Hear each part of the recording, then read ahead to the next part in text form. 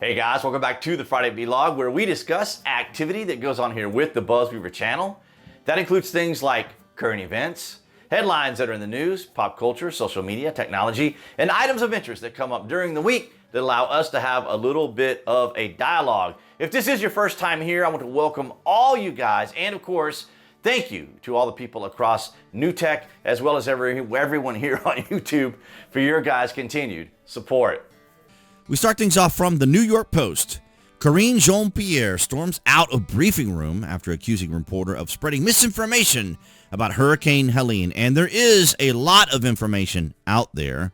Some of you may have seen some of the viral videos that are out there with the rotor wash from a Black Hawk helicopter. We still have no explanation as to why that happened, but as we understand it from some individuals in the organizations within government say that those pilots are some of the best pilots in the world when it comes to flying those particular helicopters, and it's not necessarily a common private craft that someone would own. It would be like a corporation or business or an industry that might own a Black Hawk.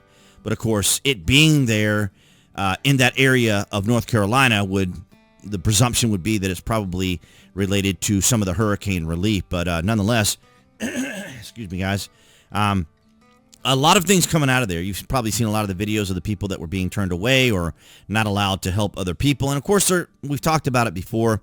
There are reasons why this happens because we don't want people being taken advantage of and so forth. But it's kind of a back and forth. So White House Press Secretary Karine Jean Pierre stomped away from her briefing Monday after a back and forth with a reporter over whether a question related to the federal response to Hurricane Helene was misinformation. The Fox News reporter, as anyone could have guessed, Peter Doocy, asked Jean Pierre to explain why the Biden administration had nearly $157 million at the ready to assist displaced people and refugees in Lebanon, but needs to beg Congress for additional funding for the Federal Emergency Management Agency, or FEMA, faces a shortfall in the aftermath of the devastation wrought by Hurricane Helene. Now, I had some of that information. I should have pulled it up because the information about FEMA comes from FEMA itself. As a matter of fact, if you look in the on the BuzWeaver channel, on the community post, I believe, that's not where I wanted to go. I believe I have it there. As a matter of fact, let's just do a quick check. If you guys didn't know, if you come to the BuzWeaver channel and then come over here to these various tabs, you can see shorts and so forth. Go to the community tab. I think I posted it here. Maybe not. Okay, I thought I had posted it here, but yeah, I had various post on social media showing that FEMA said that they allocated, I think it was $38.7 million for sanctuary cities, 37.8, somewhere, several million dollars. It was in the 30s or more of the government giving FEMA money to sanctuary cities. So let's just listen to a little bit of this exchange. President Biden is fond of saying, show me your budget and I will tell you what you value. If he's got money for people in Lebanon right now, without Congress having to come back, what does it say about his values? There's not enough money right now for people in North Carolina who need it. That's not misinformation. Wait, no, that is your whole premise of the question is misinformation, sir.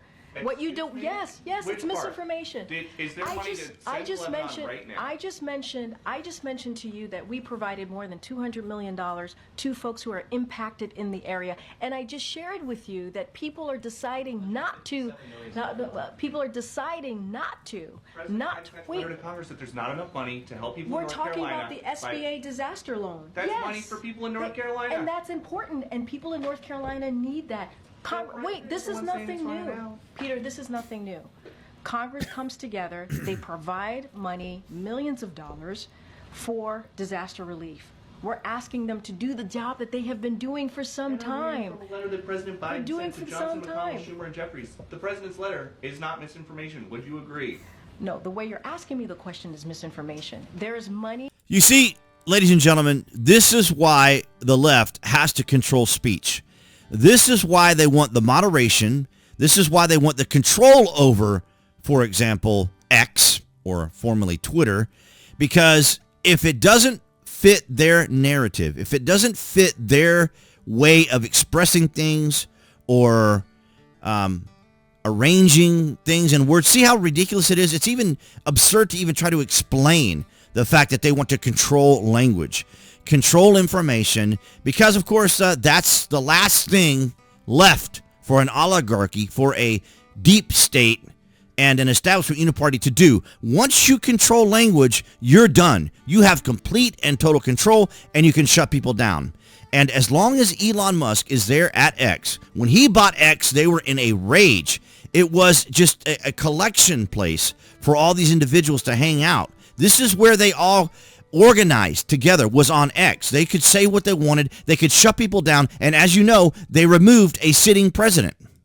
That we are allocating to the impacted areas, and there's money there to help people who truly need it. There are survivors who need the funding, and it's there. That you don't like misinformation. I said that. I actually said we have the money available to help survivors of her. Okay, so they go back and forth here. So let's just kind of see what she ends up doing here, because they just go back and forth here. I just want to show you guys.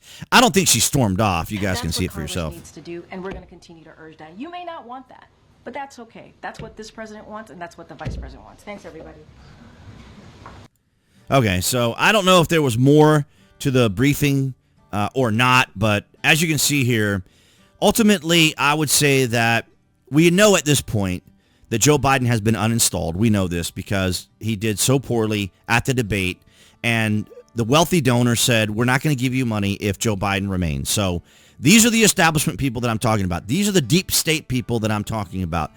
These are the individuals that are currently in control of our country. These are the oligarchs currently in control of our country, and it's sad to see because, of course, their entire effort was to stop Donald Trump from being able to prosper our country. Because if these people need to be able to make their own money, they want to take care of themselves, right? What's in it for me is a lot of their attitudes. How can we do these things? How can we be in control? Because if those oligarchs, if those donors, as we've talked about, and I've shown you several times in the article on Nancy Pelosi's coup, these people said, we're not giving you money as long as Joe Biden is going to be the candidate. And just like that, 14 days, they had to talk Joe Biden out of it. It's absolutely extraordinary. But that's what I have for you guys this Friday. All right, guys, so that's going to wrap it up for this Friday vlog. Thank you for the likes, the shares, and the comments. Below this video, you can find the various social media links that I belong to, so by all means, follow me there. And of course, if you're interested in a VPN, a virtual private network, I have Trust Zone down below. They're amazing. I used them yesterday, actually, and I just think they're great service, direct service. You can just use it. But nonetheless, guys, thank you. All of you guys on New Tech, BitChute, Rumble, and Odyssey for your guys' continued support. The likes, the shares, and the comments all help out the channel, so I do appreciate everything you guys do here on the channel. Interesting 2024, and it's becoming even more interesting here in 2024. But of course, that's what I have for you guys this Friday, and I'll see all of you behind the Galaxy phone camera next week.